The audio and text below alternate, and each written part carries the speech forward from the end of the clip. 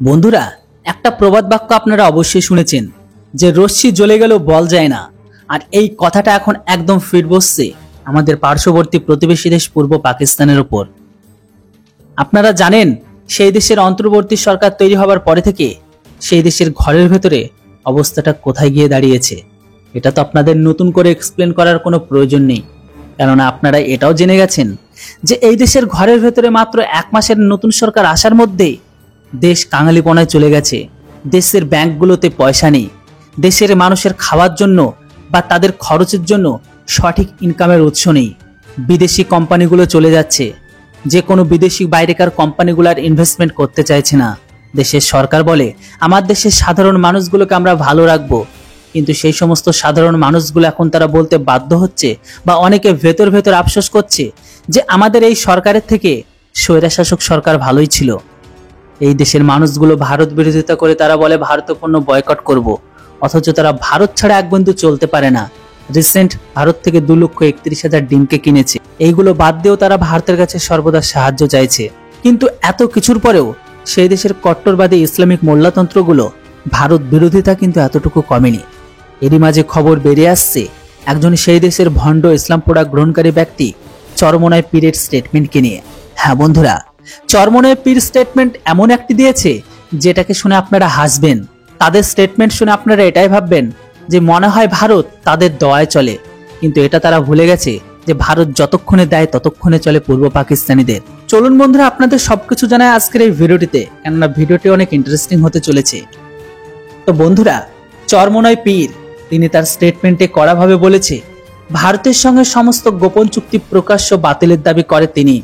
হ্যাঁ বন্ধুরা, বিগত 15 বছর ধরে শেখ হাসিনা সরকার ভারতের সঙ্গে স্বাক্ষরিত সমস্ত গোপন চুক্তিগুলোকে তিনি প্রকাশ্যে এনে সেগুলিকে বাতিল করার দাবি জানিয়েছে ইসলামিক আন্দোলন বাংলাদেশের আমির মুফতি সৈয়দ মোহাম্মদ রেজাউল কবির পীর সাহেব চরমোনাই। ভাই, একটা মানুষের এত বড় নাম কি করে হয়? যাই হোক, তিনি তার স্টেটমেন্টে দিয়েছেন গত মঙ্গলবার অর্থাৎ 10 সেপ্টেম্বর তার স্টেটমেন্টে তিনি এই দাবি তুলে ধরেছেন। পীর চরমোনাই জানিয়েছে যে ফ্যাসিবাদী হাসিনা সরকার কেবল নিজেদের আখের গোছাতে দেশের স্বার্থ জলাঞ্জলি দিয়ে ভারতের কাছে বাংলাদেশকে তুলে দিয়েছে। এখন আমাদের প্রিয় মাতৃভূমি ভারতের আধিপত্য থেকে মুক্ত হয়েছে। ভারতের সঙ্গে স্বাক্ষরিত সমস্ত গোপন চুক্তি জনসক্ষমে প্রকাশ করে চুক্তিগুলো ভালো মন্দ বিশ্লেষণ করে বাতিল করা উচিত। তিনি আরো বলেন ভারতের সাথে কোনো চুক্তি হতে পারে না। শেখ হাসিনা তো বলেছিল আমি ভারতকে যা দিয়েছি ভারত আজীবন মনে রাখবে।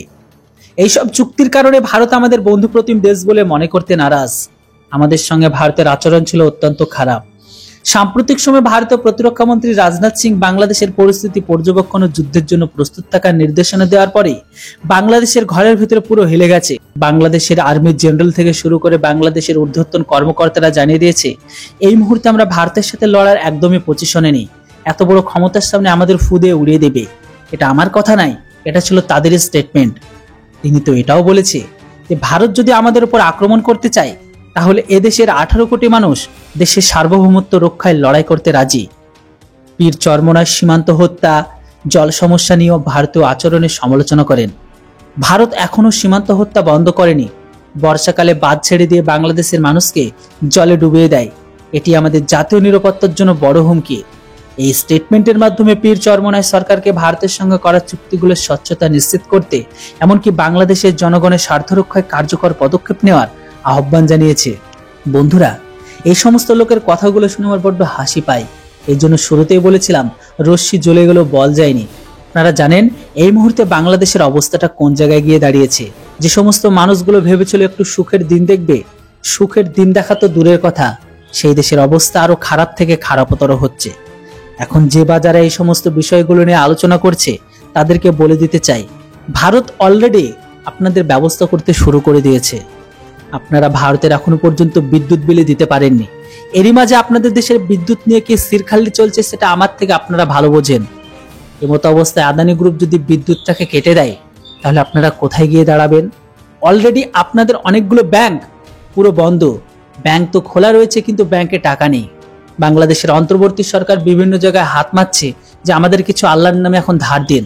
এটা ভারতের কাছেও চেয়েছে, IMF এর কাছেও চাইছে, কিন্তু এখনো পর্যন্ত কেউ সহায়তা করছে না। বাইরের কোনো দেশ কোনো সহায়তার জন্য এগিয়ে আসেনি। এমতো অবস্থায় তাদের সমস্ত কিছু যে খারাপ জায়গায় পৌঁছে গেছে এটার বলার বাহুল্য রাখে না।